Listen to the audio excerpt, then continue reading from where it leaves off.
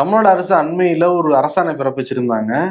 அதாவது தெரு பேரு இல்ல ஏரி பேரு இதெல்லாம் வந்து ஜாதி அடையாளங்களோட இருந்துச்சுன்னா அதை வந்து மாத்தணுங்கிற ஒரு சர்க்குலரு. அது நிறைய சஜஷன்ஸ் கூட வந்து கொடுத்துருந்தாங்க. இப்பதான் ஐயாக்கு அந்த விஷயம் போய் சேர்ந்துருக்குன்னு நினைக்கிறேன். ஏன்னா மருத்துவமனை அனுமதிக்கப்பட்டு சிகிச்சை நடத்தி வீடு போயிருக்காருல்ல. இப்போ ஒரு அறிக்கையோட வந்திருக்காரு அவரு.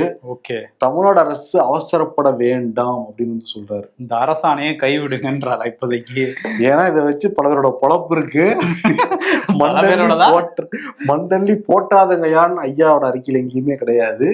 அவர் என்ன சொல்றாருன்னா, இந்த மாதிரி பேர் வைக்கிறாங்க தெருவுக்கு ஊருக்கு அப்படின்னு வைக்கிறாங்க அப்படின்னா அவங்க எல்லாம் அந்த இதுக்கு பணம் கொடுத்துருப்பாங்க, நன்கொடையா கொடுத்துருப்பாங்க, தனமா வந்து கொடுத்துருப்பாங்க. அதன் அடிப்படையில அவங்களுடைய அந்த பேரோட சேர்த்து சாதியையும் போட்டுட்டாங்க. அதுக்கான பணம் தான் அந்த வசூலிப்பா. என்னங்க அது அறிக்கை?